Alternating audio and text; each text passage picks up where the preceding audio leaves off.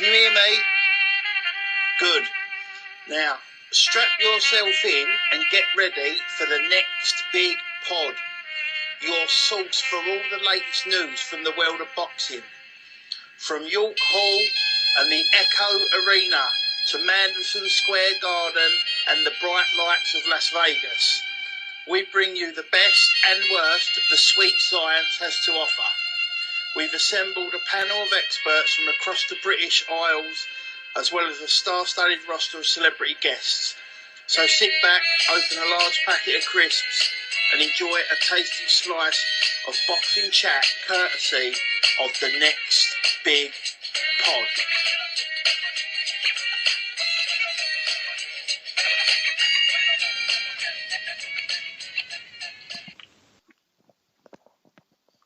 Right, welcome back to the next big pod.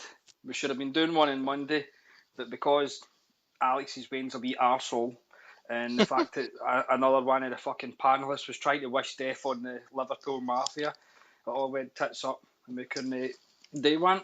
But we're back Thursday night, get up you. Tonight we've got me, TBE, Alex Morris, Sam Capp and Cal Stones. And I wasn't going to talk about this, but because we haven't done one this week, we're going to fucking briefly skim over the Liverpool card. I really wasn't going to talk about this because it's been done to death, and I think like fucking the boxing asylum, they kind of squeezed out about 20 minutes worth talking about this, but because our fans are fucking mint it, we're going to need to fucking talk about this and shit on it for about 5 minutes. So, right, Alex, I heard you were absolutely tearing it to shreds at the weekend, so fire away. Well, my rage has subsided a bit since then. You know, I usually get over hand shows quite quickly, but you know, just trying to think back to what happened. Obviously, we saw Bradley Saunders become just an absolute, become an absolute twat by headbutting the lovely lion from France, Garrido, I think his name is. He seems like a lovely bloke, mentalist, but lovely bloke. He was getting his ass kicked, and he threw a paddy, and he quit, and he tried to nut the cunt, and I wasn't. You know, I think it's absolutely disgusting. I hope the board do something about it, but I doubt they will. What else was on the card? We had Stephen Smith. I thought, you know, Smith looked alright. I think that people were overreacting a little bit because of, you know, his opponent. They seem to be rating him quite highly, that Boschero. I don't really rate him at all. You look at his opponent list, his resume, shit. He's beaten nobody. He's got about 40-odd wins nearly, I think, and not a decent name on them, you know, all in France or Italy or wherever he's from, somewhere in Europe. This probably sounds really ignorant. But yeah, Stephen Smith looked all right, but the problem is with Smith that, you know, he's been ducking a legitimate challenge for the past year now against Takashi Moira, or Shotgun Dave, as we better know him. So, you know, you really have to question his motivation, really, and how he thinks he'll fare at world level when he's, you know, doesn't fancy his chances against, you know, the second best super featherweight in the world. But, you know, he's chasing down Pedraza or possibly a vacant title, according to Eddie Hearn. But I guess we'll see what happens with that. Carl, have you seen this? Did you watch this card? Yeah, I really enjoyed it, actually. I listened to my mate Eddie Hearn, who said that it was going to be a tough fight for Bradley Saunders. And I was confident in Eddie, so I put £2 on old Garrido at 39 to 1. And did you really get that at 39 to 1? on Betfair Exchange, so I got 80 quid. So Eddie Hearn, well, that's £2 for you, sort it right there. Yeah, I'll sort it out. So Eddie Hearn did well for once this weekend, so he's gone up a bit in my estimations. The fight was quite exciting. Saunders were good for about a round, and then I thought Garrido just smashed him around the ring, to be honest. It was just too much pressure, and with his hurt hands, he just didn't really have a clue what to do. Took the coward's way out. And then I thought Smith were good in his fight, to be honest. I'm not going to hate on it. I thought he was good. Left to the body was always there. But that's the same with all the fucking Smiths. That's just their shot, isn't it? So I'm not sure. I think he still leaves himself too open when he throws it, though. And I think when he steps up, if he fights Pedraza, he'll lose. Like he would have lost if he fought RoboCop Dave. Fuck. Sam, did you watch this card? I watched it as well. I didn't watch any. I didn't watch any. Out of the 3 shit cards he's had in a row, but purely by accident, this was the best one of them. The Saunders fight was good. Like Cal said, he took the coward's way out. He just took a knee and took the count, but he didn't because he's a bitch and he used his head.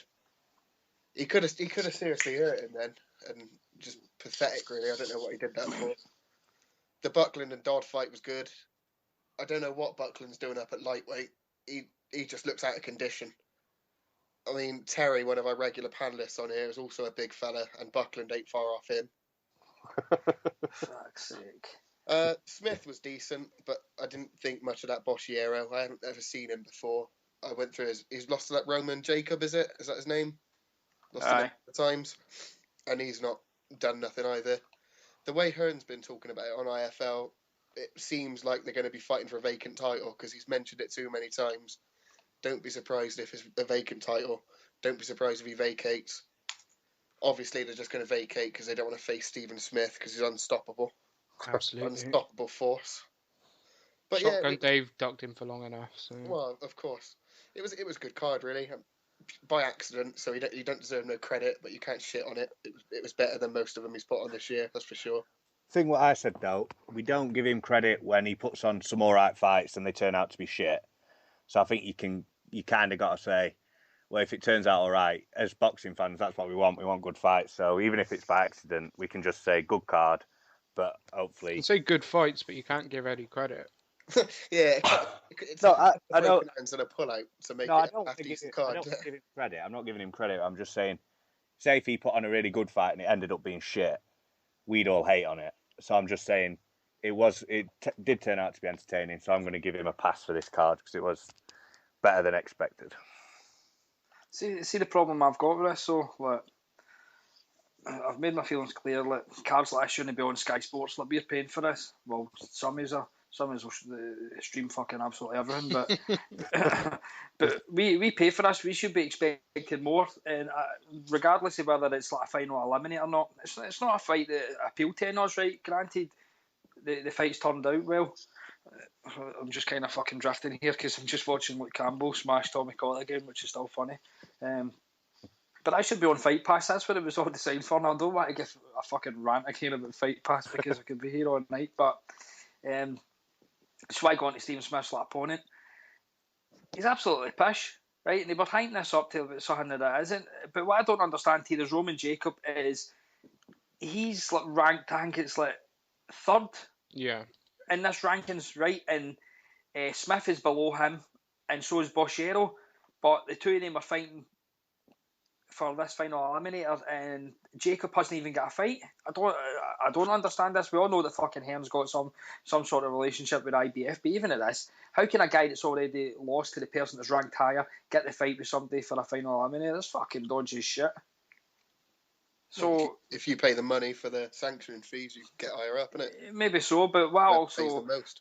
I went out my way to fucking ask somebody for America that kind of it's pretty well known over with regards to Pedraza, and he says that it's quite possible that he's going to vacate after this fight. So if that's a joke, he moves away if want to fight Miura to fight somebody else, and it's as if like Hearn's always known. He's like, it's as if like Al Heyman's turned around and says, we're vacating this belt at some point, so we're going to do you a favour, you do us a favour. It's just like as if it's like a wee slap in the back. And man, the last thing I need is to see that fucking mutant Joe Gallagher actually train a world champion. I'll tell you right now.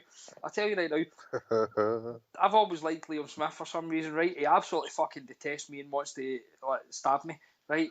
But I'm refusing to acknowledge that as a world title, right? Because Andrade gets stripped and he ducked that. And I'm not calling Perez a world champion in case Crawler beats him as well, because Abril's a world champion. So, and this is the same thing and all. I'm not calling him a world champion if he wins, because like Pedraza's got to vacate move. Not. So, still no world champions next year. That's the way I'm going with it. But, nah. But I didn't watch the card, so I've not really got an opinion on it other than it's pish. So, get up here. Right, the next thing we're going to talk about is Mitchell Smith, Young Boxer of the Year. For the life of me, I don't know how the fuck he won this. I can't believe that Frank Warren's still got some pals in the business that they're actually going to help him out and vote him for this, because his resume is absolutely fucking tragic. I mean, if anyone's had a look at who he's actually fought. Well, he smashed This that year. Tuberi who Warrington went life and death with. And I think that was a dive. Yeah, I do actually. That was a fucking joke. It hit him on like the temple or something, didn't it? And he just. Do you think this has got anything to do with that? Was it? I thought it was a jab to the chest or something. I won't go so far to call it a dive. I just think Tiberian's not that good. And Warrington, can't crack an egg, so you obviously didn't see any results against that Tiberian. Obviously, he's fucking brittle as fuck and got sparked out. Yeah. No, yeah, I think that. And Mitchell is obviously, a weight higher than Warrington as well, isn't he? He's super featherweight. That's what he fought him at. So, I wouldn't go so far to call it as a dive, but certainly that just Tiberian's shite. I mean, he shouldn't have won that, though. He really shouldn't have won it. No, But, Sam Egington. Sam Egington, yeah. I was fucking trying to remember his name. I was just went fucking stupid. Yeah, I mean, he's said to some legit wins. I said that to Ron Lewis. He's said to some legit wins at the British level, Commonwealth level, and he's taking on a fight next. Well, whatever our opinions are of Frankie Gavin, he's fought for a world title, and Sam Egington's 21-year-old. What is the criteria for young boxer? Like, how young can they be, or how old can they be? But he's only 21. Yeah, he's Mitchell Smith's 22, 23, isn't he? Yeah, 22. So he's younger. I mean, he's just coming off stopping Glenn Foote, who was 15-0. Didn't he stop that Singleton, who was like 21-0 as well? I know he was not very good. 20-0. He stopped Denton Fussell. Yeah, which was a decent win at the time. What's the thing about Egington as well is no one expected it of him. Everyone thought that he's just going to be a bit shit and he's just local lad and he's done better for himself. But he's actually really developed as a fighter in the past year. You can see that how much better he's become since we probably first saw him, and now he's fighting Gavin, and a lot of people were picking him to beat Gavin. I mean, last year, Frankie Gavin against Sam Egington, people would have thought, well, Gavin's going to school him. Piece of piss. 120, 108. I thought he was just a typical brawler, like your fucking bog standard British brawler that would just get tore in and just fucking block things with his face. But then see when you watch him against Glenn Foote, he actually boxed well. Yeah. Boxed well, made the boy quit. he's huge as well, though, for the weight. He's a big cunt. Compared to Gavin, anyway. That's why I think he'll beat Gavin. I just think he looks like a natural welterweight. Gavin looks like a natural fucking super featherweight. Yeah, Gavin's fucking tiny. Right, he's a fat mess, isn't he, Gavin? Egington had more foot wrong since he's been with Hearn, to be honest, has he? No, he went that's one guy that Hearn's fucking promoted well, and he's done well for his matchmaking's been fucking decent with him. Just wait till he loses, then he'll be on with fucking John Ryder and Ricky Burns. I heard though he went into the sport wanting to be not wanting to be, but he went into the sport going to be a journeyman. So it is a really good story that he's come from. Exactly. He was just going to be a journeyman, like work as a plumber or whatever the fuck he does, and then go and fight on a weekend, and just because he was tough, like last the round, lose, and then go on to the next one. It's a really impressive story. And but what he's done is as well, he's come back for a couple of defeats, and he's improved. It's like as if every fight he's learned something new. He's actually get better and better. But with Mitchell Smith winning this young fighter of the year, like his next opponent's like George Jupp or Yup or whatever the fuck. Who gives a fuck? Christian Palmer, that was one of his. I do not know any that he's actually fought. Peter Cope for the English super featherweight title. I've not got Scooby-Doo who he is. Press Pass will probably know that because he likes going to all the fucking wee dingy fucking places where they're all glue bags sitting up the back, not giving a fuck. But who else could you think though for this year for like young fighter of the year? I don't think there's been that many real impressive ones. No, but that's what it is. Your fives have done fuck all. I thought your fives would have had some decent wins between them by now. They're still pissing around fighting like 50 ranked guys. I refuse to believe Luke Campbell's nearly 30, so I'm going to put him in that list. I think he's about 14, so I think he's been moisturising for hit puberty, hasn't he, man? He fucking still looks young as fuck. He hasn't hit puberty yet, has he? He's given 3 wins, don't he, rascal? What about Jack Catterall? Oh yeah, he's good. But even at that, I was still thinking that Sam Egington's been a lot. 22. Is he? Is he that young? Yeah, 22, 23. His best win's Stalker, isn't it? This The last captain. and he was captain of Team GB. So, and he cried. Stalker was late last year. Was Stalker was on the card? Oh no, it wasn't. I was going to say it was on the Eubank Junior Billy Joe card, but I don't think it was it? Couldn't have been. The problem with Warren is because they only put on maybe 6 like domestic cards a year. You don't really get to see him progress as much as you'd like to. Because I think Cattrall should be getting the fuck promoted out of him. Because I think he's legit. I think he's the best 140 in Britain. But I'm just not sure that they promote him enough. He should get to Heyman. I remember when he beat the captain. Yeah. Smashed him. And people are like, I'm impressed with him and that he should go to Hearn. And for what I was told is he won't be going anywhere near Hearn because Hearn didn't want to fucking go anywhere near him. He didn't want to take a chance on him and all of that. And it was like basically he could put on the warm cards and he said that he was going to stay a bit loyal to him. Well, I can only go with what I was told. I feel like somebody in that neck of the woods. Jack Cattrall beat Garrido. Did he? Yeah, he beat that Garrido on points. Yeah, like ages ago, though, wasn't it? Yeah. Right, it was a novice. Was it not when he beat him? Yeah, he was a 6-fight novice. Because there was one of like Frank Warren's like matchmakers, wasn't it? I had a dig at Saunders at the weekend saying that Cattrall and somebody else beat him and they were quite early on, and this should have been just an easy fight for him. Exactly. The only reason Hearn signed Saunders is purely because he wanted to get someone to show up Newcastle. That's it, isn't it?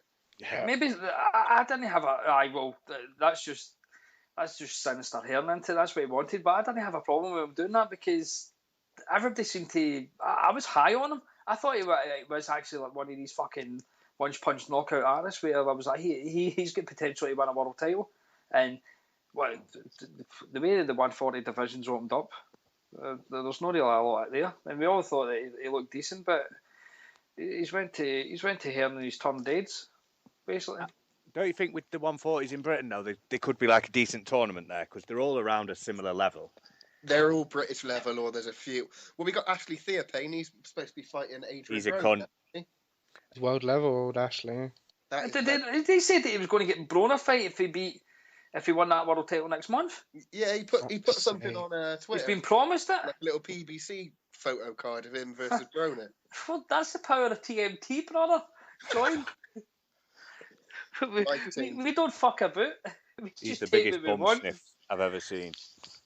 What a bellend he is. No, that Ishii Smith's the bigger bum sniff than that thing. Did you see him? He was practically crying defending Floyd the other week, and he was just like, Floyd's just amazing. You know, he helps us out. He's helping me out. He's just the best person in the world. You think, fuck's sake, man. He helped me out until I got Floyd in my life. I was about the size of a fucking small planet. Yeah, then he get me on a training camp and that. And look at me now. I'm fucking going to be calling out the welterweights next year. That's all due to Floyd. TMT. You look like that bastard now from the end of Austin Powers. Like, just got to look like a fucking saggy handbag. Yeah, you got like a turkey neck. Aye. Can I just bring up one more point about because we're talking like about fighters getting underused. John Ryder, he's always in pretty good fights, and yet he's on Fight Pass, which they use hardly ever. But we get to see Martin Murray and Tony Bellew in 8 and 6 rounders all the fucking time. What's that all about? That's the most annoying thing I've ever seen. Well, Big Cy Clayton, he's a massive Ryder fan, and I quite like him as well. And we've always been in the opinion he's been fucking terribly promoted. It's as if like, they don't get. See, ever since like Hearn fucked up the paperwork for the Saunders fight, and he lost a close decision to that. It's as if they've not gave a fuck about him. I mean, it's not so much like they're getting like hard guys for him to fight. It's just that the styles are fucking wrong to make him look bad on TV. They're putting him on TV, and he's like taking ages to either get them out or it's going to points, and it doesn't look a good fight. And that's Hearn's job and all. Hearn's there to employ people that's going to match him to make him look good. But that was the thing with the Blackwell fight, because Blackwell's been match tough his whole career. Aye. Whereas Ryder hadn't had a proper fight since the Saunders fight, and then he just throws him in with Blackwell, who's tough and just going to come forward all day, and then expects him to just be able to turn it on. He just doesn't seem to. He doesn't seem to have that jump up. He just Hearn just puts him in with shit and then jumps him up to a decent level. He's like, there's no progression. Is 24 too old for the Young Boxer of the Year? I suppose 24 would be, wouldn't it? Well, apparently, Kid Galahad won it last year. Well, then fucking was Blackwell should have got it. he was 24, wasn't he, Kid Galahad? Yeah, Blackwell could have got it actually. Yeah, Blackwell should have got it then. Yeah, it's a fair shout. I've just seen Jimmy McDonald's won Boxer of the Year as well. Oh, that's good. Yeah, deserved. Well, can't really complain on that. Surprised they didn't give it to fucking Anthony Joshua. I think it should have been Ricky Burns right enough, because Ricky Burns went over to America and actually fucking schooled a Mexican in Tesco. Joe Gallagher's just popped into my head there. He went over and schooled them, but not to be. Fuck it. Right. So see if Cunts listened to the podcast like 2 weeks ago. They would have basically heard Shep doing his usual, bringing up Tony Bellew, so if they can like duck jump in and shit on him, and then I brought up Oval McKenzie and how I thought that he'd earned the right for a world title fight, and bang, there you go. Some cunt out there's been listening to the next big pod. And the governing bodies are listening. They're taking note. Exactly. And there you go. He's got a world title fight in 3 weeks in Argentina.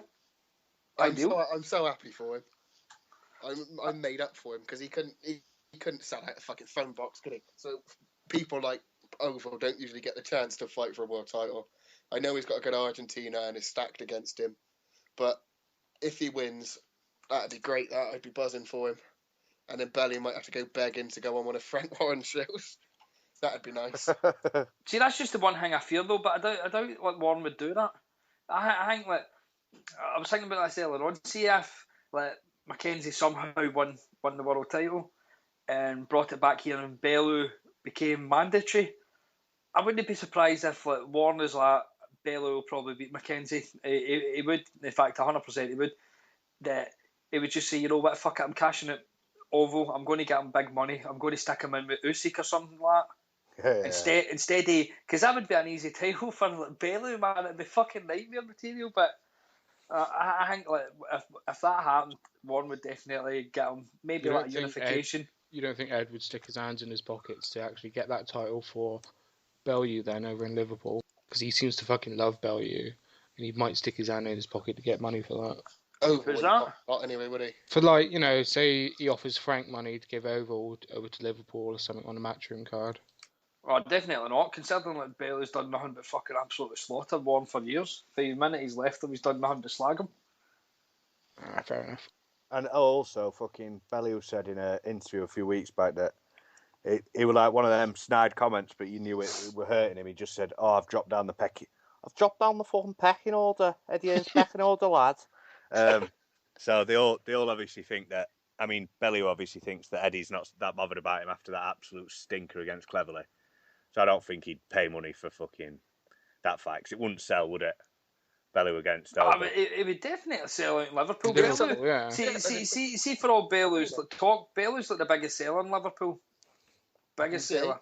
He sells a shitload of tickets at the Echo Arena, you fucking rat. That's how you got a fight with Nathan Cleverly. Well, that's fair enough then. I think Warren should probably just take the money and lose his ego for a bit, because like I'd give Oval a better chance at Cruiser than I did before, more because Bellew looks absolutely terrible. No, but Mackenzie's not a cruiserweight. He says he can still make light heavyweight fit easily. Yeah, well, he just looks like a really in shape, like light heavy, doesn't he? He was just put on like an extra 10 pound of muscle. Well, that's why you can take this fight on 2 weeks, and Bellew can't, because Bellew would have to lose too much fucking weight to make cruiserweight. Only £10 nice and easy. It's over. We can just turn up. Do that in a couple of months. Well, the thing that you don't have to worry about with this fight, though, is obviously it's in Argentina, so you're not going to get a decision, you'd say. But Oval won't get a decision against any champion anywhere in the world, so he's got his punch, and that's his chance wherever he fights. So it doesn't really matter where it is. He's got his equal for like journey, and so it doesn't really matter where the fight is. So I'd give him a 20% chance. See, I'll be honest, I've not got a fucking clue about Ramirez, right? Alex knows. I know him and Andy Pop misses Doubtfire, like they're fucking right into their cruiserweights. I just can't get into it. So the last fight, yeah. Alex, how is this guy any good? I'm just trying to think who he's thought. I'm drawing He a fought blank. Marco. I'm looking. He get beat with Marco Huck back in 2009. He beat Afolabi last time out. He had a big gap from 2009 when he. He's not fought for. So it is 2009 to 2013. How's he popped up in the rankings? Beating Afolabi. Yeah. Was it? That was for the interim IBF World Cruiserweight. Yeah, and he's had the Latino cruiserweight title. I can see from here for the IBF title. So obviously that probably gives him like a top 15 ranking. Yeah, same with the EBU kind of thing. And he's got like 17 knockouts and 22 fights. It can't be that bad. Or it could be shite He's like all everybody right. else in that He's cruiserweight. all right. He's not at the level of the other guys at cruiserweight at the top, but I think Oval's got a shot definitely, but it's not much of a shot. I hope he gets paid all right, because he's someone that's kind of just worked his way up, fucking fought anyone, any weight, wherever they want him to fight. So I hope he just gets a decent payday. He'll come back and carry on fighting at British level anyway if he loses, won't he? So we'll see him again. He still have the Commonwealth, isn't he? He's British and Commonwealth, isn't he? Oval? Still British and Commonwealth champion. That fight against that Geordie guy was funny, where he punched him on his gloves and the guy went down. So he must have some fucking power, even though Geordie's out there. He can bang, Oval. You are? He can bang a bit. Yeah, he can bang. No, it's kind of hypocritical here, I have to admit it. Like Oval's kind of, he's only like British and Commonwealth, right? So it's not mean that he's like massively ranked, but see with the likes of like Purdy, who was held some sort of IBF like belt anyway, which made him was ranked, and see when he got the world title fight, we all went fucking ape shit and just called Hearn a fucking cunt and all that. So it was fucking shocking. But now because we like Oval, we're like, fucking big man, and Paul Smith as well, a British champion. He got the shot against Abraham, and we were all like, what? Aye, but the fucking difference is that fucking faggot. He didn't want to fight nobody. He was wanting to fight like total bum so he could win the belt outright. Then he ducked Rocky Fielding. Had to get his wee brother to take him a square go. Who the fuck does that? See if my big brother was like, this guy's going to fucking do me. You want to take him a square go? I'd be like, you're a pussy. I can't beat you. I'm not going to beat him. Well, that's the difference, isn't it? I mean, the difference between Oval and a lot of these other guys who have received. He's likeable. Exactly, he's a nice bloke. He's had it rough, he's had a few losses early on in his career. He's done it the hard way, as the cliche goes. And he's a nice bloke. You can't say a bad word about him. But Paul Smith, fucking knobhead. Lee Purdy, well, I suppose Lee Purdy's not a knobhead, but he's with Earn, so that makes him a knobhead. Who else have we got who's had shit fights? Brian Rose, he's a bit of a weirdo. I don't mind Rose so much. Man, I can't trust that guy. That he definitely gets his eyebrows plucked and goes for fucking pedicures and manicures and all that. And his nose is made out of fucking like plasticine or something. Fucking time he gets tapped on it, it fucking smashes open. See the thing with Big Mackenzie? He was involved in one of my favourite fights. See the first Bellew fight? I thought that was fucking dynamite. And I've told Bellew before, I was like, man, see when he accused you of taking drugs, I thought about it, and he's like, no, I wasn't. I was like, I don't know how you got up for that punch, man, because you looked as if you were fucking clean out. It's as if the canvas woke you up. It was a right man. He put him clean. I thought he was clean out, man, honestly. But Big Mind Oval accused him of being on steroids as well because he got back up, knocked him out. But I loved that fight. The fact that's probably the last time Bellew had a decent fight, enough. Well, it is, yeah. I mean, that is probably the last fight apart from him getting destroyed by Stevenson that I enjoyed of Bellew's. And Mackenzie's in those sorts of fights, and he's in those sort of just fucking. He's going to bang you out if you're not too careful, and that's what hopefully he'll do against Ramirez. No, who beats Tony Bellew? Well, not Mackenzie. Twice.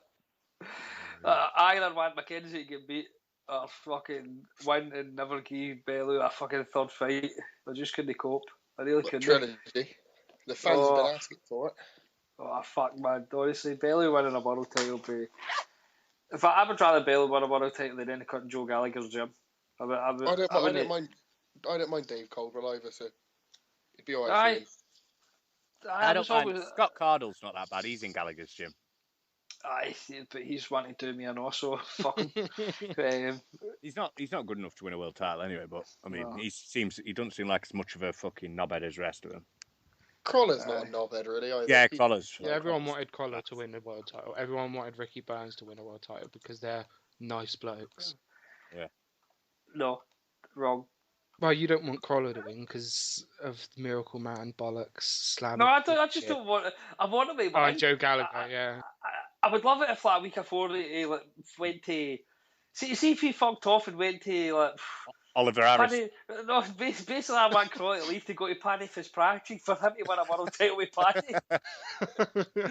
Like, fuck you, Groves, motherfucker. And he goes to Warren just before as well. Yeah. Or Mick Hennessy. No, he goes to Mick Hennessy just before the fight and says, I don't want him going to Warren. Warren's basically like the fucking graveyard. See if you want to just die a death, man, go to Warren. He'll fuck you right up, don't you worry. Right. allegedly. So, not allegedly. No, not fact. Right, yesterday there was a bit of fucking frantic chaos on the internet because the one and only Tyson Fury. I'm going to let you talk about it because I had my say yesterday and you all just fucking waded in right about me. So it's because you're a prick and fuck you off. were wrong. I wasn't wrong. Well, put up your point. Put up your point so we can just dismantle it and call you a knobhead. My point is that he's a bit of a fucking sellout bastard because he shouldn't have this fight on pay-per-view. We know he's got a bit of an issue with Eddie Hearn, right? But even still, he's helping the cunt out to put a pay-per-view on and adding Kell Brook to this. He had some sort of control over this. It's not just basically like K2, it's Hennessy as well. He's always going on about loyalty, right? He's got loyalty to Hennessy, but he's not got loyalty to Channel 5. He's not got any loyalty to Box Nation. What I think he done at Box Nation was fucking shitty as fuck, considering he was putting him on a better platform with his fights. He got him the Chisora fight, was a big fight for him. And as soon as he gets that big fight, he's going on about that it's not about the money, it's about the glory. Of course it is. It's not about the money, but you fucking turned down fighting Pulev to go and fight David Hay, the same person that you says he wasn't going to fight you anyway, but you so happened to accept two fights that you knew wasn't going to happen. And now you went with Klitschko, a fight that's. I've made my point clear. It's only fucking pay-per-view if that was over here and it needed pay-per-view to get Klitschko here. There's no need for it being pay-per-view. It's just Sky being greedy bastards. Tyson Fury's involved in that. He's a greedy bastard. Hennessy's a greedy bastard. Adam Smith, you're a fucking pedo bastard. Allegedly. Definitely. Thanks for the follow, Adam. Lol. So that's what I said yesterday, and you all just fuck it, man. Tyson's the dog's nuts. He dresses like Batman and he fucking roams about with his fucking cousin. Big fat. That just looked a bit like. Alex, finish him. Go, right. finish it. Right. Obviously, I'm never going to agree with pay-per-view because pay-per-view's fucking wank, and Sky were just looking for an excuse to put on pay-per-view, which they did. You know, I can't blame Fury for doing what he did. You know, obviously Warren didn't pay enough. Channel 5 weren't going to pay enough, so I don't know why you're talking about Channel 5 for. You know, and he's loyal to Mick. That's what Mick sorted the deal out for him. I think that, you know, to post all the blame on Fury is a bit ridiculous. You know, the Hay thing and the Pulev thing, I think that's irrelevant right now. You know, Hay, he tried fighting him, Hay shot it twice. Can't say any more about that. Hay fucking bottled it. And, you know, I think the presser was fucking hilarious. I don't see how anyone could not find that hilarious. That's the sort of thing you would do, Brian. But I'd get my balls a cock out. You didn't do that. The shite bag. Nah. Well, we could have got press pass on here to have a fucking rant, but I dare say he'll do it on Sunday. With his Fury hate. No, my point was it's just hypocritical. Hypocritical is Floyd appearing on, you know, Sky for the Pacquiao fight and jumping back to Box Nation. I said that. I did shout on that the other week, and basically when I watched that interview with Floyd on Box Nation with Steve Lillis saying this is the best channel. Yeah. I tweeted him and turned around and says it wasn't the fucking best channel when you fucked off the Sky, so I didn't agree with that either. How long did I go off my fucking nut at Sky for like basically getting that, and then Floyd's next fight they didn't want to take nothing to do with it. Well, that's what Sky do. They pay out their ass because they always go for the latest attraction, and it's cunty of them. But you can't blame Fury. He's there for the money, and he obviously he's there for the money. He's going to say, "Oh, I'm there for the glory. I'm a gypsy hard bastard." But if some cunt's offering him God knows how many more millions than Warren's offering him, he's going to take it, isn't he, just to go on that channel? Well, I heard. Well, do you know, the thing is, go on, Sam. the thing is that Vlad Hurinov was over in Panama doing the purse bid. Is that right? Yeah. Yeah. Wherever whatever the organisation was that was doing the purse bid. It's and WBA, isn't it? So. Yeah, that Vlad was going to blow K2 out the water, wasn't he? Well, yeah, that's why apparently. Fury and that apparently Fury and Hennessy and that knew that Vlad Hurinov was going to blow it out of the water, and then they'd have options on Fury if he won. Because that Hurinov promotes quite a few heavies, doesn't he? He doesn't have Povetkin anymore, does he? But he's got I can't remember the fella's name. Ustinov. He was on boxing. Yeah, that's the one. He was going to have options on Fury for Ustinov. So obviously they didn't want that, and they've signed a rematch clause with Klitschko, haven't they? Even though it's mandatory, which I find quite strange. All right.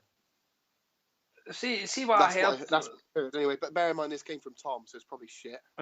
So what I heard was I'm pretty sure it was on the Boxing Coalition. I think it was maybe Cam. He kind of reads a lot, man. He's quite clued up. He said that see that big Russian guy. Is it Ustinov? Yeah. Is that his name? The billionaire. No, that's Vlad Hurinov. Aye, that cunt. He promotes like Chudinov and that. That's like over on weekend. He was setting up some sort of Russian box nation, and that was going to be the glamour opening of the channel. Like that fight, and that's what he was bidding for it for. Right. Obviously, he didn't get a chance to bid. But... Yeah, exactly. That's how that he get pissy. He started kicking off because of that. But that's basically what I think. But I heard that Fury got a really good deal. Usually K2 are notorious for being fucking horrible, aren't they? With their negotiations, like making people take 10%, like making them walk through all the crowd, like hitting them and shit. Fucking love it. But apparently, like they give him a good deal, and he's getting some of the upside of the pay-per-view, which is nice that it's not all going straight to Mr. Edward Hearn. So I'm just happy for it. He'll get his fucking... I don't think he loves the sport that much. I just think he loves being in the limelight. I think he'll have this fight, go out of the way for a bit, and then come back for another big fight down the line, maybe with Joshua, and then that'll be done. Yeah. Fuck that. It shouldn't be on fucking pay-per-view. Fury should have made a stance on it and says, nah, fuck it, we're going to Channel 5, right, and have it like fucking sponsored by Babe Station or something like that. But instead we're going to hate fucking Creepy Smith, we're going to hate Jim Watt. Fuck you, Watt, man, you're a fucking disgrace to Scotland. You disgust me. Watt and Holden will be doing Sheffield, won't they, for Cal? Yeah, they will. We'll get Glenn and Adam Smith. Oh, I'll tell you, Pedo Smith will be on bad. about... No, it won't. Pedo Smith is just going to be talking about AJ the entire time. Yeah, true. Well, Anthony Joshua would have slipped that punch. Anthony Joshua knocked him out in 3 rounds. Ed Robinson might be over there doing it. He's quite good. He gets sent to he doesn't do some of the cards, though, does he? I know it was like when the sound fucked off into it. He was in the studio and he started doing commentating, but he was actually better for that 1 minute than Holland was. They won't ship over Paulie Malignaggi. They get him over for our bigger fights, don't they? Fuck's sake. No, Paulie's fucking fighting. No, he's fighting next week or something like that, is he not? Yeah, he's probably going to get beat. Sold out arena. He's just fighting some fucking bum in Milan. I thought it was going to be for the European. It's just some fucking bum that he's fighting. Building him up, aren't they? Is it not for the European? No, it's just he wants to fight in front of his ancestors, like kind of his mum's side, his family. He's less Italian than Deco Taylor's fucking Irish. Top of the morning to you. I'm from Ford, Limerick, and I love Spike O'Sullivan. I know your dad. Right, so I had wrote down Quigg ducked on you, let's shit on him. And then I get in for work and like somebody posts the video of the Frampton interview, and as soon as I see the title, it says the fight is close. I was like, oh, for fuck's sake! I was It's fucking not red. next. It's not next. No, it's no. I mean, like it's close to getting made. Yeah, but it's still dark. He could have still fought Donato and then I know. Frampton. Nah, but that was never going to happen. Fuck's sake! I wouldn't expect him to not do that. Why So, not? He should be. He's supposed to be a world level fighter. That's the we point. know this, but he's definitely not going to fight Donaire because he's going to lose because Donaire will just give him one of the fucking cheeky hooks and put him to sleep, and then risk all that money. But I was really wanting to fucking tear into Quigg. I really was because he's basically the one that. Him and Hearn's basically the one that's made out that Frampton's ducking all these fights. He doesn't want this. He's been a greedy bastard. And then we had that episode last week where we had Mark on and he just broke it down perfectly on how much they're all pricks. And I think we said that the fight was we going to have, and then we come in the day and like Carl's just made the right contest. And I don't know. I'm quite happy that. I always figured it would happen. I always figured that Hearn would relent because I knew that, you know, he would have to. He's not going to go anywhere else with Quigg. He can't. You know, Quigg. He hasn't been able to sell Quigg as a name until he fights Frampton and possibly beats him, which he won't. But that's the only thing he can do with Quigg, and he realizing that look, I've got to convince this cunt to take 40%, otherwise he's going nowhere. And that's what he's realized. I think that's what he's probably done. There was one of them Sports for You London videos that I seen today from the presser yesterday, and they was asking about the Frampton Quigg situation. That's the first time I've heard her admit that Quigg needs to budge as well, not just Frampton. Like he said, they both need to give a little bit, not just they need to come down to meet us. Like we both need to sort of meet in the middle a bit, because I always thought it was Hearn holding it up, but I don't think it is. It's actually Quigg thinking he's worth more than he is in the fight, isn't it? Well, apparently that's what fucked up the Donaire fight as well, that Quigg wanted more money. But, if it's because Hearn is now saying, oh, we don't want to fuck up our chances with the Frampton fight, then... If that is the case, that the Frampton fight gets made, no one will give a fuck about that in a couple of weeks, that they duck... If it's next, then yeah, but it's not going to be next. Well, it's February, isn't it?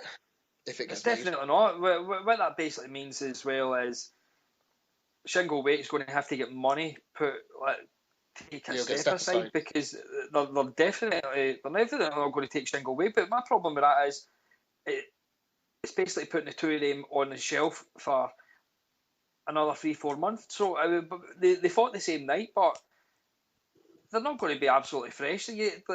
They need to fight every kind of 3-4 months, but that's what it was August that they fought, and that's going to be maybe February, March, because the way it's looking now is it's not going to be Manchester, it's going to be London, and I fucking hate London. Fucking hate it. I thought Absolutely. Tom said that Quigg were going to sign with Barry McGuigan. Oh, fuck aye, for a one fight deal. For a one fight deal, that's what I thought was going to happen, because Tom said it, and basically Tom was sitting there like fucking Leonard Delaby, wasn't he, and saying, "Oh, Pacquiao, you need to sign with Mayweather Promotions to get this fight made." I not a problem, daft arse. In boxing circles, they call Tom the Oracle. He knows. The Oracle's Simon Thompson. Big respect out to you, Si, even though you never listen to his and you've blocked our podcast as well. But I'm obviously happy that this fight's get made because I didn't think it was going to get made, but at the same time I was actually quite excited just the thought of Donaire. I've had a problem into that fight, and like we said last week, they just used a guy's name to try and call Frampton's bluff, and they've just sat there saying, fucking bite my shite, I'll just sit and wait for you to make an arse of it, and it's come home to roost that Hearn tried to call the smaller promoters bluff, and they've not gave a fuck about it, and they've now had to come back and say, right, there's your 60%. But what I was shocked at is it's not going. They don't want it in Manchester either, and I've always known that the McGuigans wanted it in London because they're based in London as well, and that was the talk like last year at the Kiko fight and this year at the Avalos fight that they wanted it in London, and I was like, oh, for fuck. I hate the place. I won't go, and I'm pure stubborn as fuck. I was like, I'm fucking not going. But obviously, the day I walk in there and see that, and I'll definitely go. But I don't think this will be a problem for Hearn though at all. I think he'd rather it be in London because he can put the prices up. It's the same size venue. Quigg will be a bit pissed off, and Gallagher, but I don't think it'll be a massive issue. It's still going to sell out, isn't it? And the pay-per-views are going to come. I think what they must do then is Quigg and his 8 fans will have to but they'll Loads of definitely paddies live put in Joshua London. on that. They'll definitely put Joshua on that card then. Yeah, Definitely. yeah. But you just picture it though, like down London and all the fuckers from Bury going down to London. It'll be like them going to fucking Benidorm, isn't it? It'll be like a pure wee holiday for them. They've never been out of the sticks, the fucking weirdos. That could be a great card though, couldn't it? With Frampton, Quigg, and then Joshua against either Tepper or Hellenius, whoever wins that fight. Or a bin man, which is more likely. Yeah, but I think if it's pay-per-view, they're going to have to put... I know. Fuck off with it. They can sell it against anyone. You know what Joshua's like. I know, but I just think if it's pay-per-view, I'm not sure these little guys will sell to the... Like, my dad and that aren't going to be interested in watching these guys. Yeah, but they'll watch Joshua fight any cunt. Yeah, they might do, actually, yeah. Who's the heavyweight that was in jail for a couple of years? Oh, he's got that... Tyson? Oh, no, the American guy. I had that fucking highlight reel knockout. Oh, fuck, I can't even remember his name. I'm going to need to search this now. How long was he in prison for? Oh, I can't even remember. But who's the heavyweight that you were all high on? The guy that had problems with his daughter. No idea. Wilder. Mind his daughter had like a heart condition or something like that. Cunningham. Yeah, he fought He wasn't in prison, was he? No, but the guy fought him. Oh, Mansour? That's who it is. That's who it is. Mansour. Do you not think that would be a decent opponent for Joshua? I know he's not the biggest of heavyweights. Didn't he lose recently? Well, he lost to Povetkin, didn't he? But that were a while back. They need to get Marius Wack. Lost to Cunningham, yeah. And that's what it says. Lost to fucking Cunningham. State Cunningham lately. I mean, Cunningham's not the worst.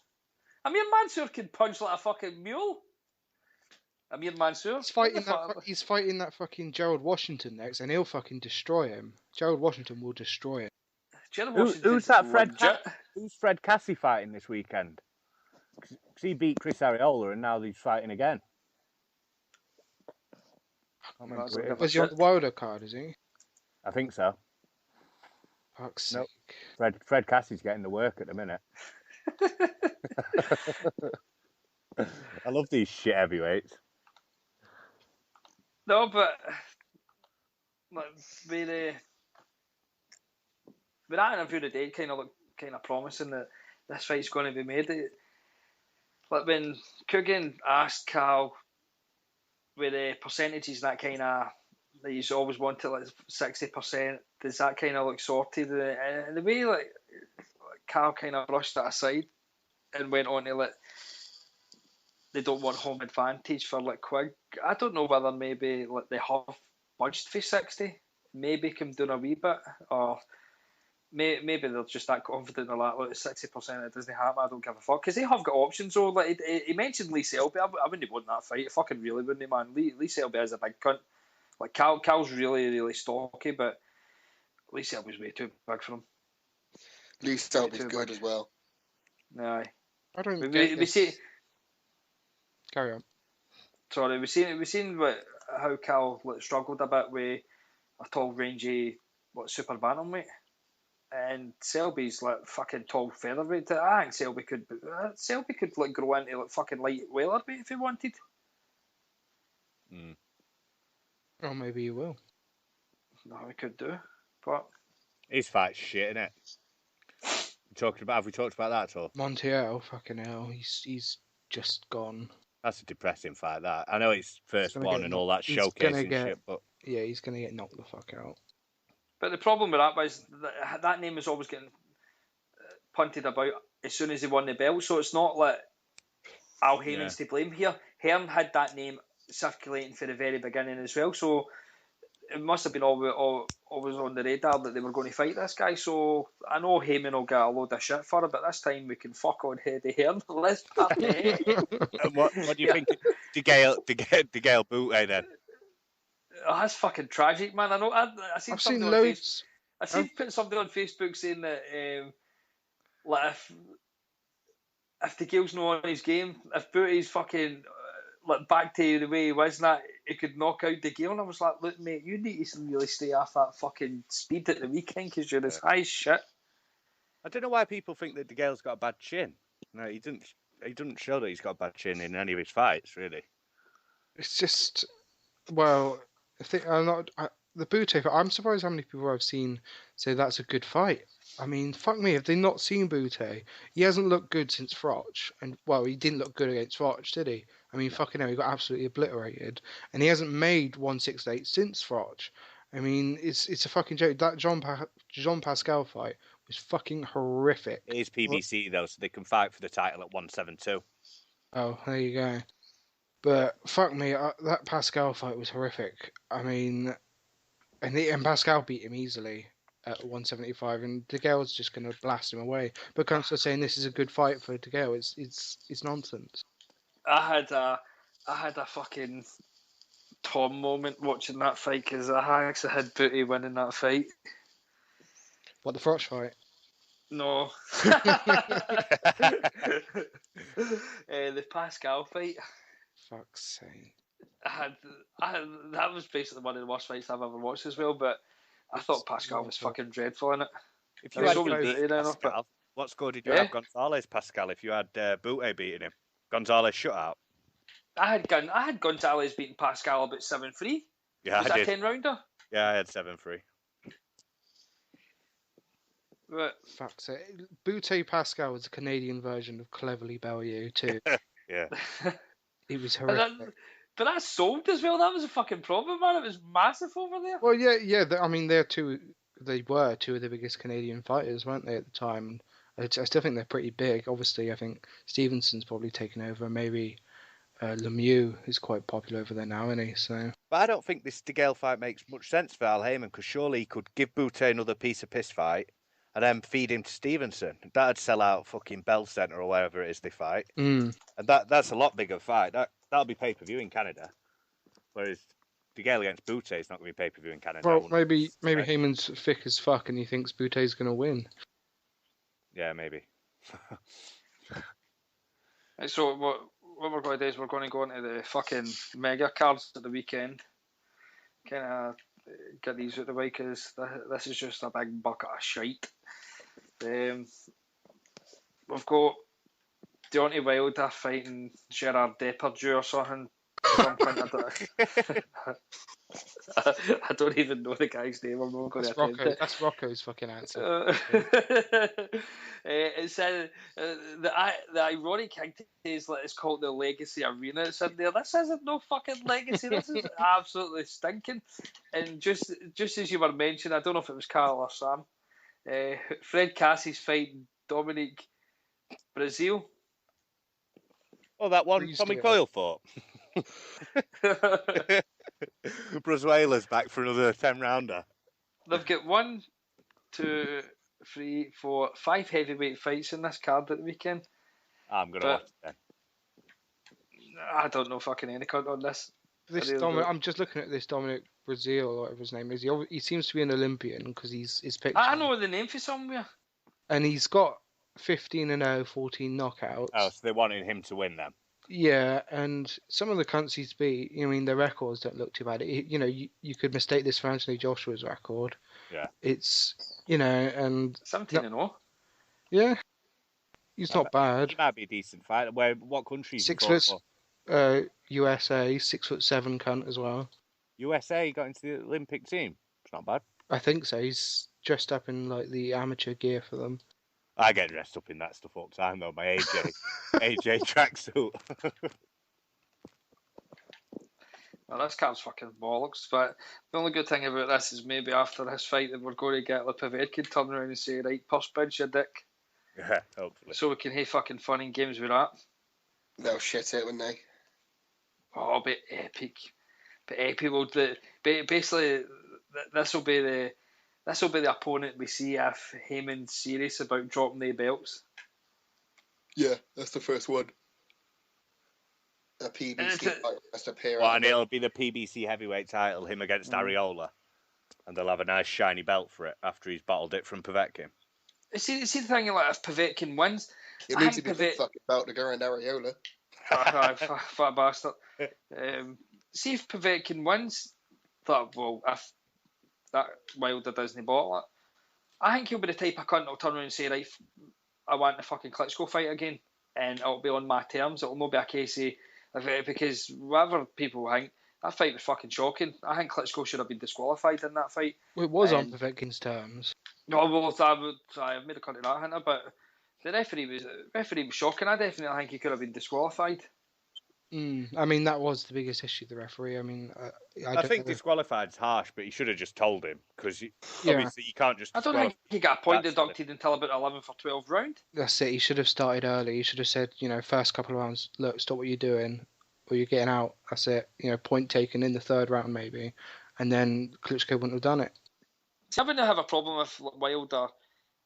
The end game was to fight Klitschko, but that would consist of like Klitschko leaving HBO to have to go to PBC to get that fight. Though we've already seen with Kovalev and Stevenson that HBO aren't going to play ball. This is the end of his contract, though, isn't it? The Fury fight. That's his last fight on the HBO contract. I don't know if he's. But have they not said that they want to re-sign him on our contract? Well, hopefully they do, but if so, then obviously he's not fighting Wilder. I'm pretty sure that he signed a new contract, Alex. I thought it was 5. He has 3. He did fight 3. He fought Pulev, Jennings, and this is the third one. I thought it was 5 though, not 3. I thought it was 5 fights on the contract, not 3. I'm not sure. I swear I read this was his last one on there, but I don't know if he's renewed it or whatever. Well, either way, I think he's renewed it. I don't think anyone actually views Deontay Wilder as a world champion, do they? Not when you've got someone as dominant as Vlad who's in the same division. Yeah, with all the other belts.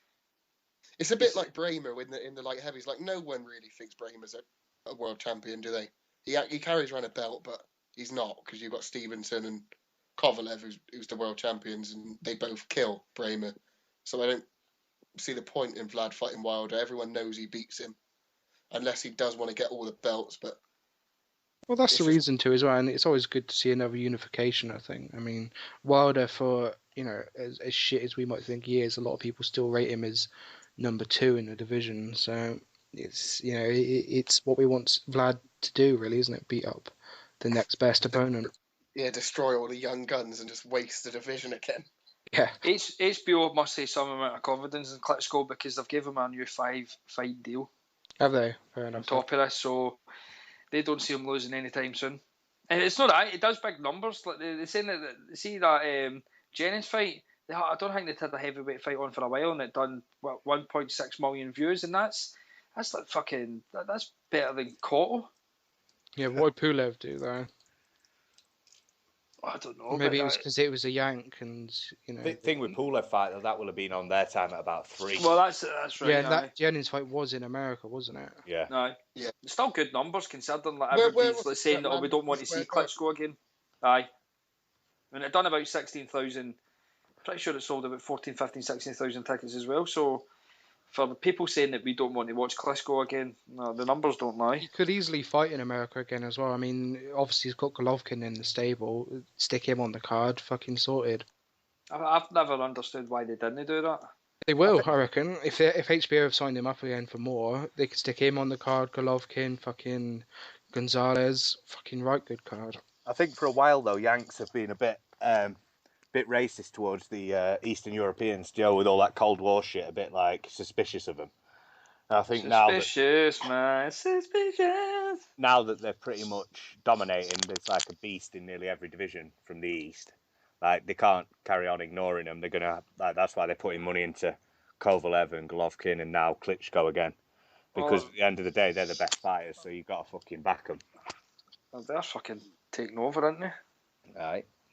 Basically, there's an absolute platoon of them coming up in middleweight as well, I'm sure. Yeah, it's basically everywhere from fucking 154 to 200 pounds. There's like thousands of them. Taking over. They must have some decent steroids over there. Fucking magic.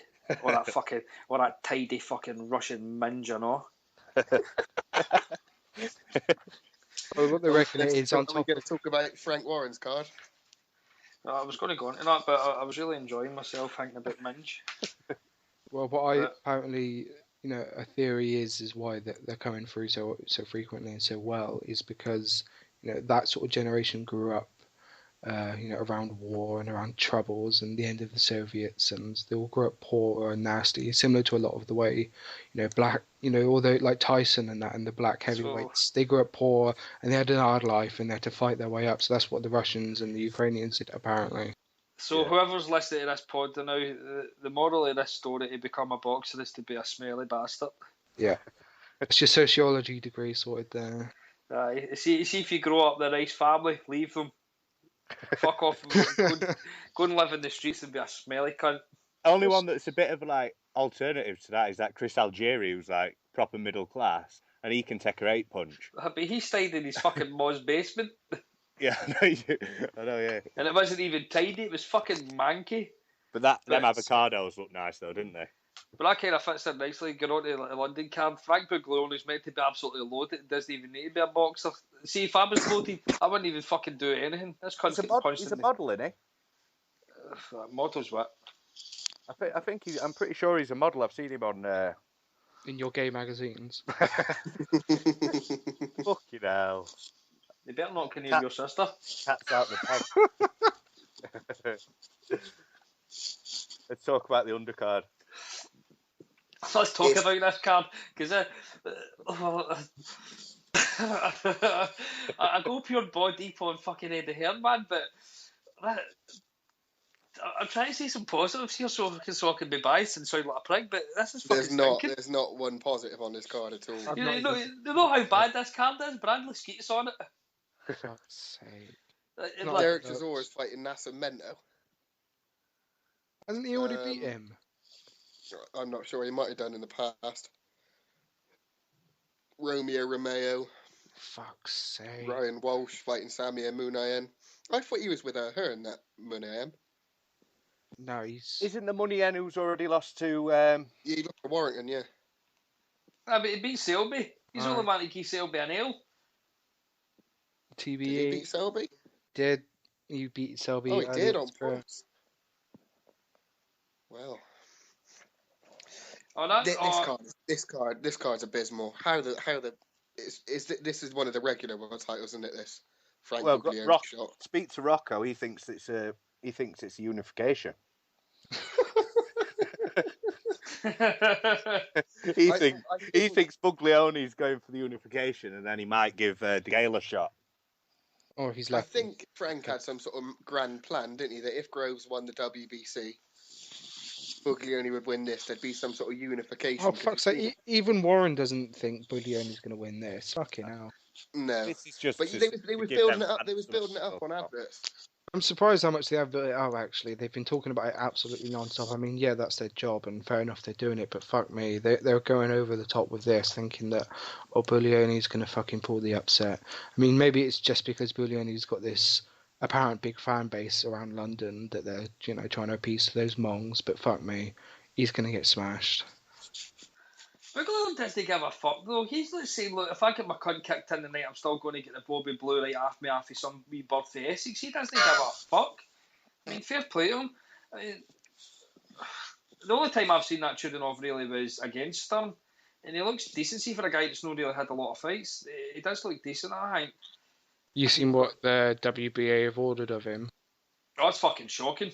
Yeah, he's got to fight Sturm again after this. Aye. Why? Exactly, why? Are they desperate to try and make that Arthur Abraham fight? Because that's why. Yeah, I've heard him and Hopkins are quite deep into negotiations now. What, Abraham? Abraham and Hopkins, yeah. I think love that. Hopkins will beat him. Imagine how bad that's going to be. Hopkins will win, though. No. Can he make the weight? Took its soul. Can he make the weight? He's the alien, of course he can. Aye. He can make that. Oh, super middleweight. Oh, aye, he's a fucking... He's a Muslim anyway, they fast all the time, he'll make it no problem. He'll be fucking jacked up to shit. He'll be on all sorts. He refused to get tested and everything, the fucking mad prick. I'm just looking at this card and what shite names. Billy Long. That sounds like something that you fucking phone up a Chinese and give a fake name into, like some fucking Billy Long. Boy It's Jones. proprietor of it. Boy Jones. Is that wee fucking Pacquiao, no? Boy Jones Jr., the guy he drew against some cunt who's got like a 2-68 record. It's like cricket score, you wee faggot. But, Someone Are we all tuning in then? Because we all sound like we're buzzing for this one. I will watch it, yeah. I tell you what, see Derek Chisora's like opponent. I don't know how to say it. Nascimento. Aye. He beat that fucking that Rafael Zubana Love in his debut. Fuck's sake. Like, that's how shit he is. Tyson Fury beat him when Fury was fucking 13-0. Who else has beat him? Didn't Huey beat him as well? Didn't Eddie Chambers beat him recently? He retired against Manuel Charr. Dillian White faced him. The Joseph Parker fucking knocked him clean out last year. Eddie Chambers took him 8 points. Todd Hammer beat him. Fuck's sake, he's done the rounds. Dylan White knocked him out in 2. Carlos Takam. That's that mad cunt. He's coming off a win now. He's coming off a win. Takam got chin. He beat a guy that's won 1 fight and lost 13. They all count. This fighter's that bad that he'd probably put fucking Chisora's rankings down if he wins. I think that should happen. I genuinely think they should implement something like that. That if you lose, if you beat someone who's just horrific, you go down in the rankings. Because what are you doing fighting cunts that are that low? Chisora will beat him and then he'll get another European title shot. I hope he does. I quite like Chisora, man. Yeah, I do. He's a mad bastard. Chisora Tepper would be quite a good fight, actually. See, Chisora's fucking game. He looked shit against Tyson last time. I don't know what the fuck he was on, maybe. Do you know Tepper's the underdog against Hellenius after Hellenius done everything for about fucking 12 years? Easy money. Has that fight been made? Yeah, 6-5 Tepper is. Nice. I thought he'd be like 1-2. Mm-hmm. Well, Hellenius, who has he fought recently? Absolutely nobody. Asif said that he'd fought a few months back, just one like comeback fight, weren't it? Yeah, and what else has he done since Chisora beat him? No. Nothing. There's not really much else on this. That Lewis Petit's fighting Bobby Jenkins. I mean, that's a bit of a fucking come down, isn't it? Considering who he was going to be fighting. That was a wee guy that was mind he got he got the call to fight Leo Santa Cruz on one of Mayweather's like undercards and got injured or something like that, and like couldn't he go over? He got injured like a couple of weeks before it. What was he getting the call for in the first place? Fuck's sake. Oh, but we know that, aye. And now he's fighting for the vacant Commonwealth on fucking the wise guy's fucking undercard. So do you still think the Chudnov's going to stop him? Yeah. Yeah. 5th round. I ain't going to predict when, but he will. I'm going earlier than that. I reckon 2nd or 3rd round. Kaminsky's far worse than Chudnov.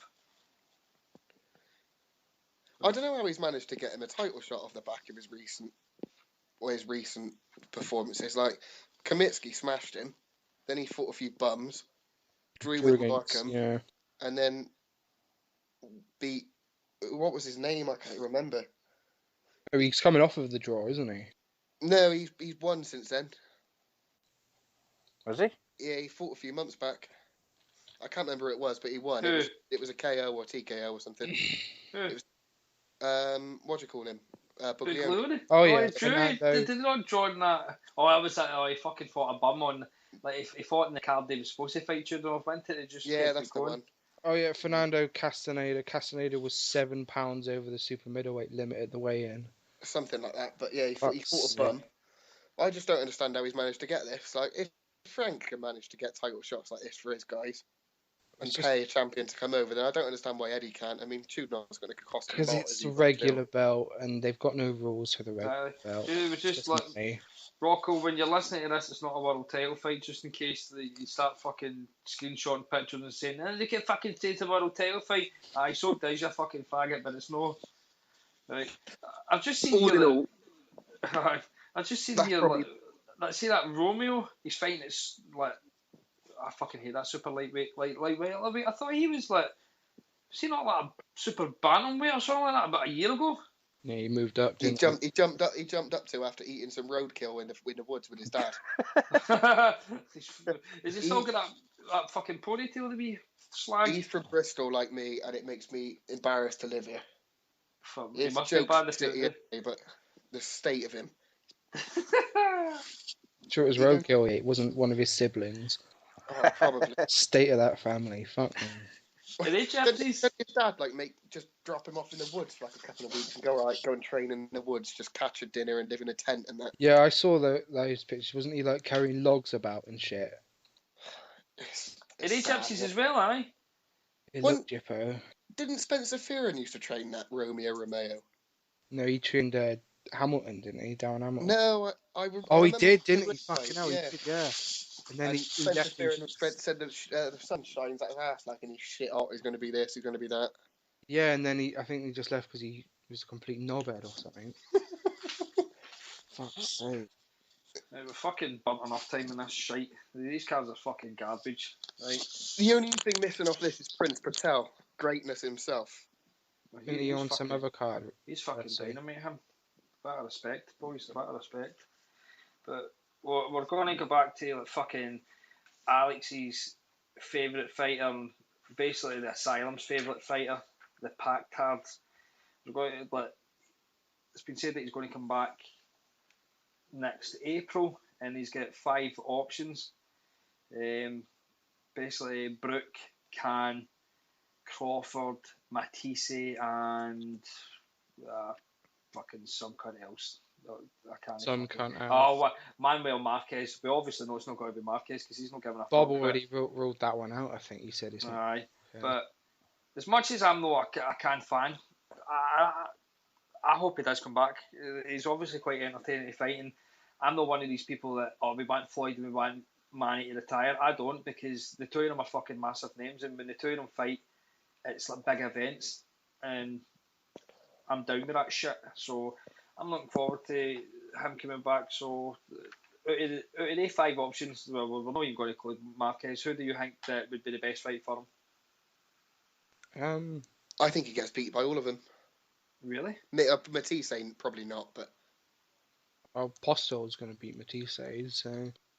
Well, that was the kind of thing they're kind of glossing over the fact that he still to beat Postel. I think Brook and Khan beat him. I think Crawford beats him. Crawford would beat him as well.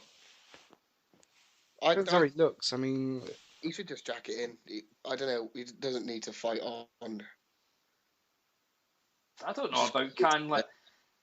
Khan's like a fucking poorer version of Pacquiao, and I think he really wants to kind of come back down to light welterweight. I just think Pacquiao. I think Pac shot. To be fair, I don't think so. Do you not? No, it's just he's not the same as he was a few years ago, and we know that. And whether that's drugs or not, I mean, he's still not the same, and that's an issue for him. He's not deteriorated that much, like for the Algieri fight where he actually looked decent. I mean, Algieri's not like a bad fighter, and he still looked fucking good then. It's just the fact that he's come up against Floyd, whether you believe the injury or not. He just come up against Floyd to just made him look stupid. But Floyd turned up at the weight he felt like as well on the night, so that probably. But how many times? Fuck off. How Some many people times? Had, like Bradley top 10 though, didn't they, pound for pound? And Pacquiao beat him like what was that, a year and a half ago? Well, yeah, I still think that was beat Algieri. So he's still, I'd say Pacquiao's still pound for pound. He'd still mix it with everyone else. I've still got Pacquiao number 1. If I took Floyd out, which I've not, but Pacquiao's still the main one. I think Klitschko if you get rid of him for me, but that's the thing with Pacquiao. Obviously, he did beat Bradley, more convincingly that time, and that is such a huge win, and that does make me think, yeah, maybe he's still got something there. Maybe that, he's got a lot still more to prove. But Crawford, I think what Bob is trying to do here is just set up his next guy. I think that's the torch. Exactly. He's going to want to make it to Crawford. He's going to make it maybe not Khan unless Khan sort of signs with Oscar or something, but. He wants to pass the torch on to one of his guys, and Crawford will probably be the best bet to do that because I think Crawford's got the skills and ability. Maybe not the star power, but that will help if he knocks out Pacquiao, it will certainly help that. See, I'm high on Crawford, but at the same time, we all see Gamble hurt him. And I don't think for 1 minute if he's getting hurt with a midget, that if Pacquiao hits him fucking flush, even though he's not on the drugs anymore, if he hits him fucking flush, he's going to hurt him. People are making out here as if Crawford's like some sort of mutation of Floyd and Pernell Whitaker, like the way they talk about him now. But I still think Manny beats. I don't know about Kell Brook. Kell Brook's fucking massive. As much as I still think he's a wank, but Kell Brook's gonna be too big and too strong for him. I wouldn't mind the Matisse fight because Matisse, it's quite a good style though, isn't it? Like, Matisse can box as well, and he's got a bit of power. I think it would be quite a good fight. That I know Steve Kim and that says that they could see it like maybe, you know how when Edwin Valero, they were talk like they were going to make that fight before like he lost the plot, and instead of like getting a Kell Brook and getting stabbed in the leg, he fucking done his cell right in. But like, they're making out that maybe like the Matisse fucking Pacquiao could be like similar to that. I know he's not got the same kind of come forward style, but he's quite a good boxer, Matisse, and he's got a bit of punch. But if he beats Pascal, I wouldn't mind that fight getting made. Oh, absolutely, yeah. If he beats Pascal, then that fight makes absolute sense. But I don't think he does. What's Garcia doing? He's Heyman, isn't he? So he's so annoying because he had some real momentum a few years back, and he's just wasted 2 years of his career basically. And he's got Danny Garcia. He just beat the management man. Oh yeah, true. Fuck yeah, I forgot that. Thought a class fight. Fuck's sake, man. Danny Garcia, he's a little tosser. I can't stand him, and I think that even beating Matisse, I think Matisse would beat him now because I'm fully convinced Matisse got thumbed in the eye by that cheating cunt, and he's a wanker, and his dad can go fuck himself, and I hope they both get AIDS. I think his dad's a legend. Brings a bit of excitement to it. I can just picture Rocco listening to this and thumb in the eye. Oh, I might try that later on and fucking get the gloves on. Yeah, with his fingering gloves from petrol stations. Fingering gloves, Terry, not thumbing gloves. You see, you said like 2 minutes ago there, Alex, like you think that he maybe fight like Crawford to kind of pass over the torch. Like this was the kind of thing that I was saying to you earlier on. I was just want to kind of mention Floyd for a couple of minutes. That I heard I was thinking about this today. See when I was like in a shower wank, and like I was thinking about like Floyd. Like, normally it's like Cristiano, but it was like Floyd today. And see, because he's like retired undefeated. I know Press Pass said this last week or the week before, and I didn't agree to it. But the more I think about it, the more it kind of makes sense. See the fact that somebody's no beat him to take over that mantle, and it's like people are saying, "Oh, it's like Gonzalez is like pound for pound number one," but the fact that the main man didn't get beat, do you not think it's a bit bad that he didn't lose for somebody else to take? So it's just for saying sake, if he fought like, just say that he fought like Khan or Braun or Porter or something like that, and they won, and then fucking Floyd fucks off, would it not been better for the sport for him to actually lose to go, for somebody to carry on that torch? Yeah. No, you love Floyd that much. You like the fact that he went out undefeated. I mean, it's good to have someone pass the torch. That's what my thinking is. That's again why I like that Pacquiao Crawford fight, because he is pretty much the only guy that you listed there to properly pass on the torch in Aram's eyes. I think. I mean, Khan is there, but Khan is only really looking out for himself. I don't think that he's the potential to be the star that the Yanks need to be. The pay-per-view torchbearer, as it were. I think Crawford stands out, and for someone to beat Floyd, it had to be a Thurman, or it had to be a what's his fucking name, Garcia maybe. I don't think it would be hard for the American fans to be rallying behind. What about Errol Spence? Yeah, Errol Spence would be a good one. I think Broner, no, he's a cock, and he should get AIDS as well. Thing with Khan is, I think he's another one a bit like Fury. I think he prefers the fame and the fucking adulation than the actual fighting. Yeah, and the Skype, the actual fighting. Do you know what I mean? Like, he goes around giving food to refugees, which is good, well done. That's it, yeah, he's a celebrity, isn't he? But he also fucking tells everyone that he's giving money and food to refugees all the time, which I think cancels it out. You don't do charity for fucking praise. You just do it because you want to help someone. Just don't do charity at all. Just let everybody suffer. Fuck it. But I don't know. Like, see the fact that when you hear like a fight coming up, just say like Thurman and somebody, like just say like Floyd vacates his belts or he gets stripped of them, and it's like Thurman for somebody for the WBA belt. You're like, aye, but it's no Floyd because you didn't beat him. I just think it's kind of left it. I was going to say in a sour note, but the fact that fucking TBE's went out undefeated, it can fuck you right up. Because see, when he comes back next year and fucking wins 50 in a row, oh, the Floyd curse, boom. That's what I think Vlad's going to do as well. He's going to go out sort of not undefeated, obviously, but go out on a win, and he's going to leave. Well, I don't think he'll go out on Joshua. Yeah, I just don't think that fight will happen, and I think he'll go out on a win, and he'll leave the belts vacant, and every cunt will be wondering, oh, you know, this guy's a champion, but would he beat Vladimir? Would he have beat Vladimir? And cunts will say no, he wouldn't have done. But maybe they'll try and goad him out, like they're going to try and goad Floyd out, and it'll be a big fucking bollocks. And I'd rather. Something like Lewis then, isn't it? Yeah.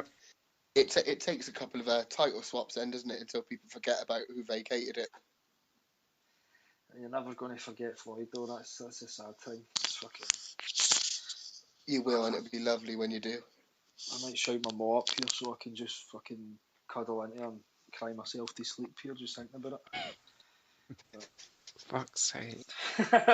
Right, so this was mere Rocco. Rocco came up with this idea, but because that fucking spanner is fucking about in taxis, probably molesting something, he can't come on. But it was basically either the boxer or the fight that actually get you into boxing. I think we were going to actually just do a full podcast and something like this, but because like your Wayne was fucking no well and greeting and Tom fucking wishing illness on every cunt and trying to go to war with everybody on Twitter. We didn't do one on Monday, so this is basically your fucking fault. But Cal, what was basically the boxer or the fight that get you into boxing? Mine's a pretty fucking boring one. Tony Bellew? Hatton against Mayweather. It was my dad's birthday. Went over and bought him for his birthday because I thought that's a decent present because I wanted to watch it. He obviously fell asleep, so he didn't even watch his fucking present. I watched it and I absolutely loved it. Like just the fucking atmosphere, everything about it. I thought Mayweather would unbelievable them last few rounds of that fight. That's the best I've seen him. So basically, you get into boxing because of TBE. Yeah, and that's why I hate him because the sport just depresses me so much. All the fucking politics and that. It's that bastard that got me into it. What about you, Sam? Aye. Mine was David Hay and Macronelli. That was a It good was fight. on Satanta, and it was free. I kind of got sucked into the build-up because it was the time when Virgin was fucked off with Sky, so they got rid of Sky Sports News, made their own channel, Satanta Sports News, and it was constantly on there for about a week. And I thought, I'll watch this. And it was brilliant. Like Macronelli got smashed about, and I was like, fucking great. See, that's what I like about units. That's what I like about having more than just the one belt. Are you there? You're breaking up a bit. Every belt.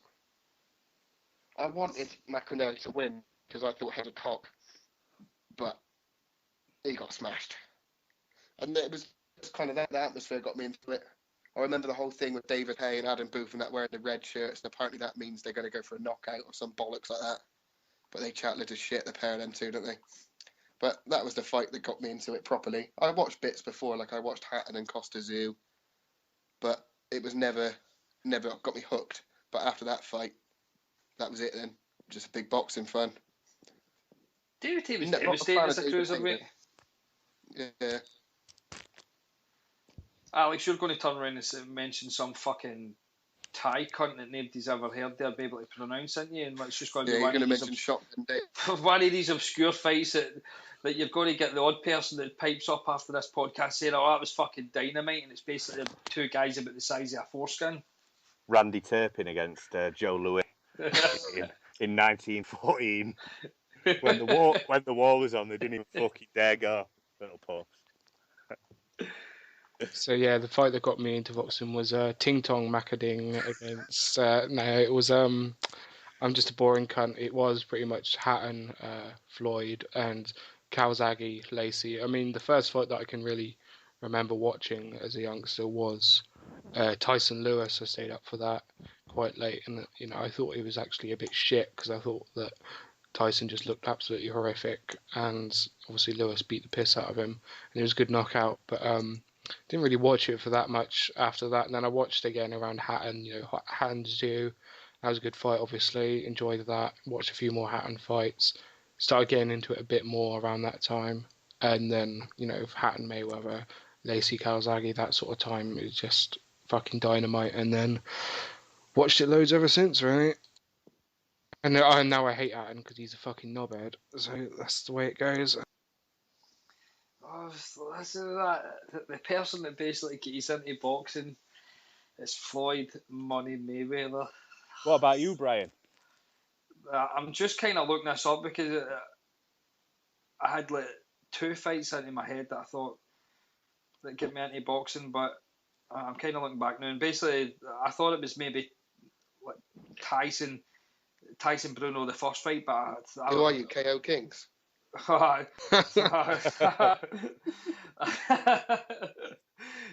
thought it was maybe like Tyson Bruno the first fight, but that's fucking way too early. So it was like Lewis Bruno, and I went and watched that fight again the other day, and I didn't realise there was so much animosity between the two of them. I didn't think they fucking hated them that much, and Bruno was fucking wound up, and at the end of it, he says that he was going to sue Lewis because he called him an Uncle Tom, and I was like, fuck, that's like Ali material, and they were goading each other, and he was basically like calling out, saying he wasn't a real Brit, and he was for Canada and stuff, and I forgot how good the fight was, and if people I say like me sometimes will talk, I used to be like a big like De La Hoya fan, mainly when I was younger, because I like somebody like worked off a jab. Everyone kind of come off a jab, and that was basically all they fuckers threw. They all they just threw was a jab and an overhand right. That was the two of them all they just kept throwing, and until like, the punch right enough where it was just a left hook.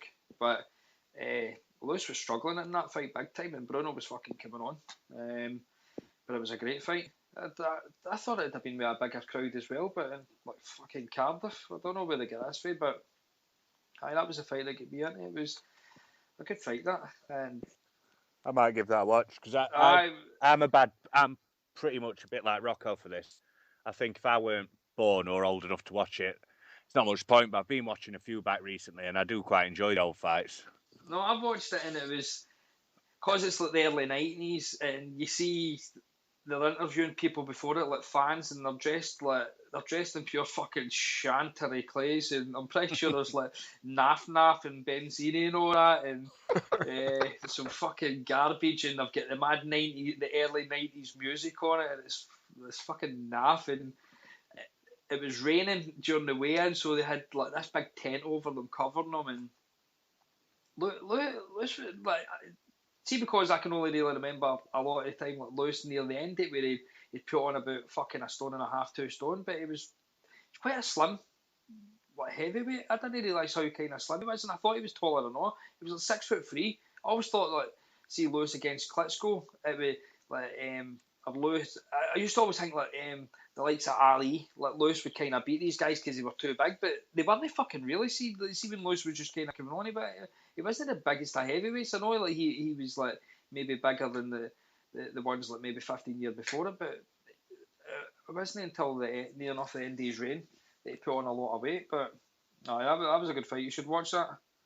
And you should maybe watch a load of like Mike Tyson fights and all, and like just tweet KO Kings and tell him how good he is, and how that reign between 85 and 89 was the greatest reign of all time, and the fact that I haven't really watched. I've only watched like the Tyson documentaries and stuff where it's just the knockouts. But I've heard of numerous people that when his fights went past 3 rounds, they were kind of shit. Some of them are alright, but I quite like watching them sometimes because like you could see that he was actually a decent boxer when they actually fucking tried. But he's always he's a bit small though, isn't he? Like very often. Now, do you reckon he'd do anything against these guys? Prime for prime. But Klitschko would fucking ruin him. Yeah, I think he would. Yeah, Vlad wouldn't be scared of him, would he? No. You're not scared I of like it. watching the Michael Spinks fight, not because of the fight, because it didn't last that long, but the entrance is fucking scary as shit. When it comes into that just noise. Aye. Yeah, I've seen that. Spinks just shot it then, though. He gets some. He didn't want to take the fight. He didn't vacate the belt before, so he didn't need to fight him. Then he eventually took the fight, but he get fucking massive money. I can't remember how much money. I'm pretty sure it was the highest ever, I think, at the time. 10 million or maybe something like that. I can't remember. It was ridiculous. And basically just to get his contract in within a round. But fuck you, Keo Kings. I hope you're fucking listening, man. You're fucking dreadful. You're the casual's casual. But Brian, can I ask you something about that? Because No. we was just talking about the fights that got us into boxing. So before that, we would all have been like Sky casual fans who just tuned in for a massive fight like we did and then got hooked.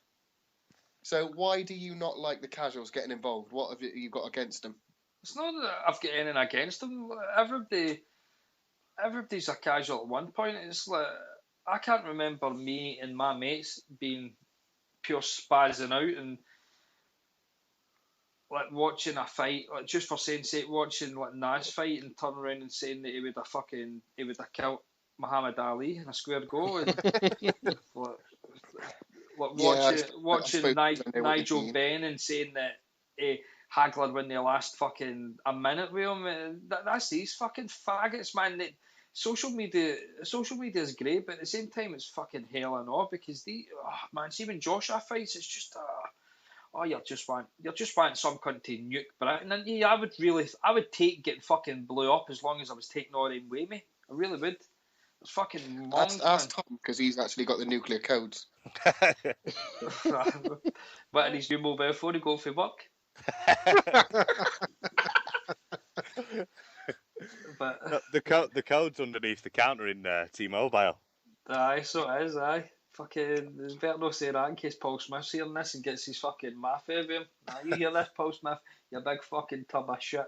You big fat bastard that you are. But we were going to. I had something else to talk about, but I've kind of bottled it because I think Alex will make us all look like a cunt on this subject. So I think we'll talk about it when Shetnat's back. So we've got a bit of backup. But no, I don't know why I look like a cunt. It's too late as it is. But I think that's enough. I think we've run off. Thanks for listening, loyal fans. Aye, fuck the fans. Who gives a shit? But you have what I did this week, but Rocco will be on next week. Rocco's basically going to be back Monday. As I kept telling you, we were doing one on Monday, but some cunt can't control his weighing. I mean, that's what happens when you leave it in and you don't take responsibility for your fucking actions. But that is what it is. See you in a bit, lads. Aye, fuck trespass. Yeah, fuck off trespass. Casual bastard.